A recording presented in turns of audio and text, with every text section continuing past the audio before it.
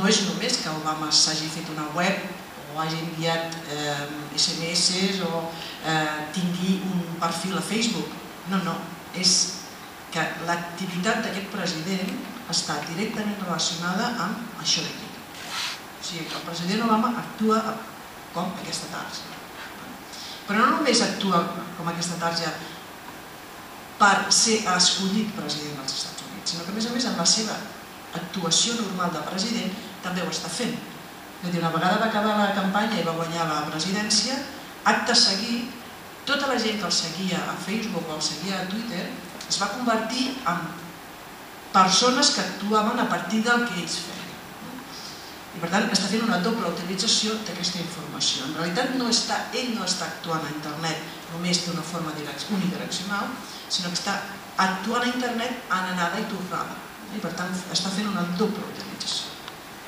O per exemple els mitjans de comunicació. La crisi dels mitjans de comunicació no és una altra que un canvi de model de negoci, per tant és el mateix problema que el dels bancs. Hi ha el mateix problema que el dels polítics. Si a tu et canvien el model, ja no saps el que has de fer. Però això no vol dir que estigui en crisi la política com a política i com a ideologia. Això no vol dir que estigui en crisi la comunicació i la informació i l'opinió. Això no vol dir que estigui en crisi l'escola, per exemple, i aquí després ja m'estendré una mica més. Vol dir que està en crisi la forma en què fins ara fèiem aquestes feines o actuàvem en aquest context. Clar, la senyora de la papereria té en crisi en aquest moment el model de tarja clàssic. Avui se m'ha quedat aquell i m'ha demanat me'l pots deixar com a model. Sí. I per tant, el canvi sistèmic que està generant internet i la societat de la informació i el coneixement és un canvi que actuïs o no a dintre de la xarxa t'està generant conseqüències en la teva vida. Per què? Doncs perquè tu ves a la caixa a dir-li que amb una llibreta de paper et donin uns diners en un moment determinat. És que t'enviaran directament a la línia oberta i et faran una transferència tal i et diran que tens un codi secret. Això queda 4 dies. Jo fa 10 anys que no tinc llibreta en paper de la caixa. Passa que jo, persona, escolleixo la meva identitat a internet i la construeixo a partir de les eines que em facilita la xarxa. Si jo un dia decideixo que no m'interessa Facebook perquè és en realitat un lloc que no em retorna el que jo vull, m'esborraré des Facebook i punt. I no redreçaré res, cap informació cap allà. Però sóc jo la que decideixo sobre això. A partir d'aquí, les franges socials i els grups culturals que intervenen a internet. Jo intentaria desmitificar alguns mites.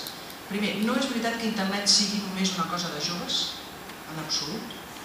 Jo crec que internet és una cosa d'aquells que s'ho creuen i que estan posats. Si recordeu Apocaliptis i integrats d'Umberto Eco, que és un llibre que va escriure l'any 84, per tant, fa dies. Ell allà que parlava de mitjans de comunicació i començava a parlar de la gran societat de la informació que es percebia a principis dels 80, parlava d'Apocaliptis integrats per això, o sigui, dels que anem a tope amb una novetat i dels que són reacis absoluts. A veure, no s'ha de ser ni apocalíptic ni integrat, un ha d'escollir el que és.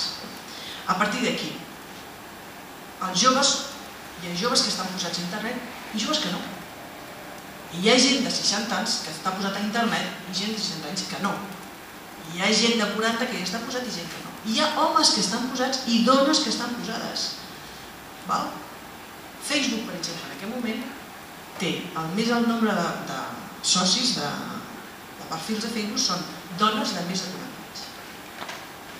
Que no ho sepais. Tanco parèntesi. Twitter és una eina que en aquest moment s'està convertint en una eina de transmissió d'informació molt professional. En aquest moment, pràcticament totes les grans empreses han començat a actuar a Twitter i han arribat a Yammer. Coneixeu Yammer? Yammer és un Twitter professional. Tu a Yammer no et pots donar, Yammer s'escriu tal qual, Y-A-M-M-E-R.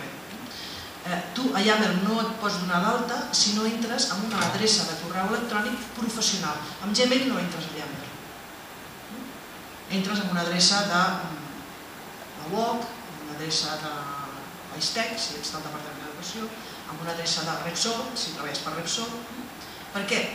Perquè tu entres i per defecte estàs a dintre del grup que té la terminació WOC o la terminació Repsol o la terminació ISTEC.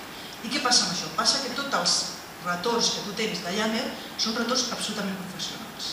No hi ha gent que diu, ara m'estic fent un cafè, estic cansat, i ara els nens estan fent no sé què. No. O sigui, tot el que entra a Yammer és absolutament professional. Per tant, fixeu-vos que sobre la pròpia utilització que fan els internautes de les eines, les pròpies eines es modifiquen sobre si mateixes. De fet, l'enllaç entre les eines és el que ha facilitat justament aquesta modificació. Per tant, jo no crec que els blogs estiguin en crisi, jo no crec que les xarxes sigui una més important que l'altra. Fa pocs dies un company meu d'ESTIC, el Francesc Grau, va fer un estudi comparatiu entre Facebook i Twitter i va guanyar Twitter de llarg en l'estudi que va fer.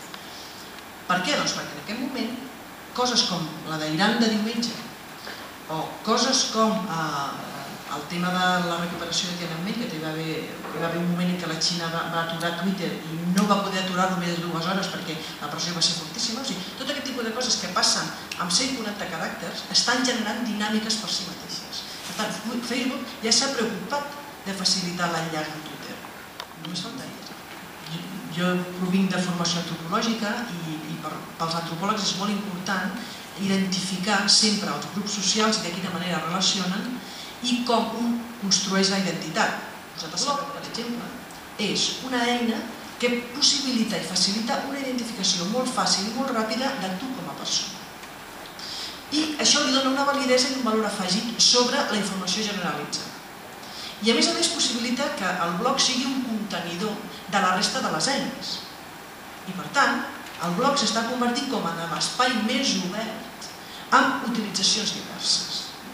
Per tant, si nosaltres com a persones volem tenir una identitat controlada a internet, hem de ser, primer, saber què és el que posem, com ho posem i on ho posem. Si creem un blog, de quina manera i com. Si ens identifiquem amb una xarxa determinada, com i de quina manera. I a partir d'aquí gestionar. No és veritat que el que fem a la xarxa sigui gratuït, sigui innocent. No, no.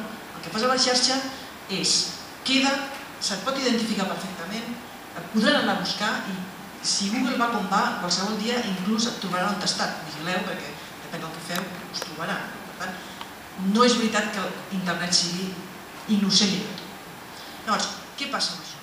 Doncs per tant, hem de ser primer coherents amb el que posem allà dintre, especialment aquelles professions que són de cara al públic. Digue-li polític, digue-li periodista, digue-li mestre. 2, que siguem veraços. Els periodistes del futur hauran de tenir un blog, si no, malament.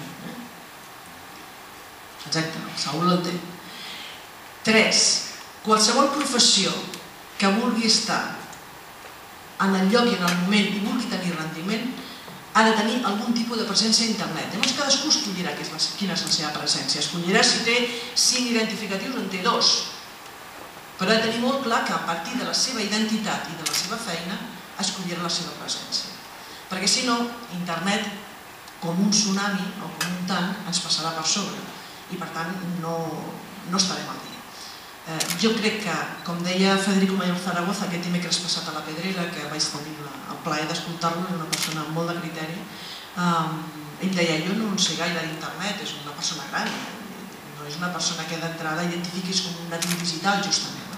Però en canvi deia, internet serà el mitjà que possibilitarà que hi hagi més democràcia a tot el món, que hi hagi un canvi sistèmic econòmic que ja s'està produint i que, a més, les persones com a persones es puguin desenvolupar individualment.